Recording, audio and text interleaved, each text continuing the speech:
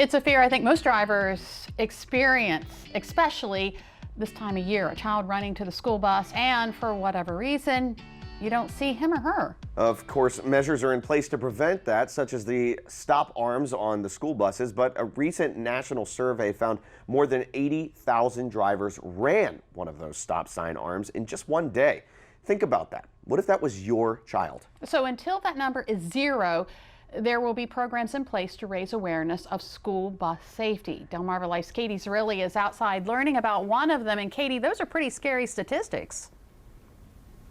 That's right, Lisa and Corey, and here's an even scarier one. About 200 children get struck here on Delmarva every year. We don't want to have that happening. And here we are talking now to Ken Grant, who is a spokesman for AAA. You guys are talking about the Schools Open Drive Carefully campaign. Tell us all about it.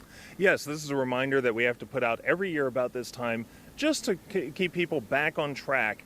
After a summertime of nice, relaxing commutes to work and back, we have to remind people that the summer's over, children are going back to school, more people are going back to work, so you want to give yourself a little extra time. Be very aware of what's on the road in front of you. School buses are picking up hundreds of children every morning, and you want to be especially careful between that 7 and 8 a.m. time frame, as well as 3 to 4 in the afternoon. Understand that those school buses are big and yellow for a reason. That's to catch your attention, let you know they're carrying some precious cargo and you want to take it easy on the road. And if you're approaching a school bus with either the yellow or the red lights flashing, the yellow lights, be prepared to stop. The red lights, definitely stop. Unless you're approaching from the opposite direction on a divided highway, then you can keep going. But any other situation, pretty much, you want to make sure that you stop for that school bus. And of course, not all kids ride the bus to school. Of course, so you've got bikers and you've got walkers as well. Nationally, about 13% of students will either walk or ride their bikes to school. You need to be very careful around those intersections, around crosswalks. Keep an eye out, especially some of the younger children may not be tall enough for you to notice right away as they're preparing to cross the street. So you want to take extra precautions. Make sure that you are laser focused on the road ahead of you, not distracted by other things. And what do parents need to know? So parents need to know that, first of all, to tell their students, their children, to play it safe. Never cross the street without first checking, making sure that it's okay, especially if there's a crossing guard, that's helpful. Know the light situations. And then as far as parents driving, whether you're driving your students to school or you're just driving to work, be extra alert, extra careful on the roads, and hopefully over the next few weeks people will get back into that routine of giving themselves some extra time. Preparation can be the key. It's a matter of knowing traffic might be a little bit backed up. Schools are open. You want to give yourself maybe an extra 5-10 minutes to make it to work in the morning. And you said students on the bus actually have a responsibility as well. They do. The buses are designed so that the students, as long as they are seated properly in their seats, which is seat to seat, back to back, then they're safe. But if they're up running around, especially if they're distracting the bus driver, then they're looking at presenting a dangerous situation for themselves and for the other students and potentially other people on the road. And of course, this is a reminder you have to give to people each and every year. But every year it's so important because we're talking about lives. Last year we saw a spike in the number of children that were not only struck, but in some cases unfortunately killed by drivers who were not paying attention, who were trying to speed by, get by a school bus while it was loading or unloading. And those are the kind of situations that we're trying to avoid. We've got more situations we've got to try to avoid. Coming up next, we're going to talk to you about not driving intoxicated. So stick around, and you guys stick around as well. Delmarva Life, we'll be right back. It is so tempting. You get a text while you're driving, you want to pick up the phone and read it. Or maybe you want to send that text message to your friends and let her know you're on your way. Before you could do that, consider this. Distracted driving kills about 9 people every day, according to AAA. Let's head back outside to Delmarva Life's Katie Zerilli.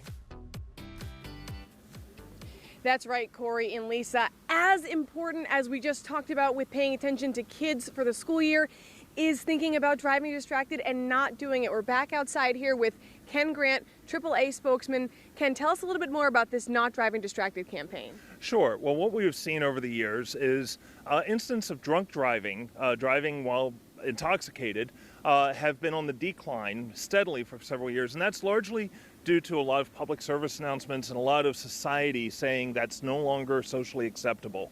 Unfortunately, at the same time, we're seeing an increase in the number of crashes that are caused by people who are distracted, whether by their cell phone or their infotainment system or other things in their vehicle. So we want to make that distracted driving as socially unacceptable as drinking and driving. So we've started this campaign. Don't drive intoxicated, don't drive intexticated. A good play on words there. It is, and it seems to be reaching a lot of people. A lot of people are responding very positively to it. They're understanding, they're seeing the dangers. 9 people a day are killed by drivers who are distracted every day in America. Over 1,000 people are injured by those same drivers. Every one of those crashes are avoidable, and it's just a matter of driving a little more focused. What do you say to the person that's like, oh, it's just one text? It can be so tempting. How do you get people's attention? Unfortunately, we also hear from those people who have suffered because of that one text. We've heard from drivers who have said that they wish they had never tried to send that text. We hear from the passengers who can no longer walk because of that one text.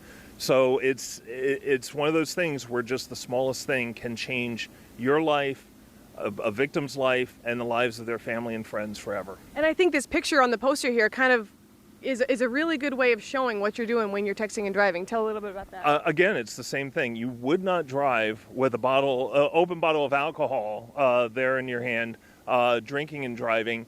And quite frankly, we're finding that distraction of a device in your hand is as bad, if not worse, to your driving abilities. It's taking your focus off the road. It's a cognitive distraction that just is not necessary. That phone call, that text, it can wait. And you have promos out there, commercials that are really showing people the dangers. They are, and those seem to be effective. We're hearing back from people, and we're just encouraging people to help spread the word. Don't drive intoxicated. Don't drive intexticated. All right, this is such good information. From Ken Grant, spokesman for AAA, Corey and Lisa, that's great information right there. And Katie, I understand that drivers can actually take a pledge. They can take a pledge, actually. Ken, do you want to talk to us a little bit about that? Sure. We have a pledge that people can either get a paper copy or they can go online to AAA.com/don'tdrive-distracted.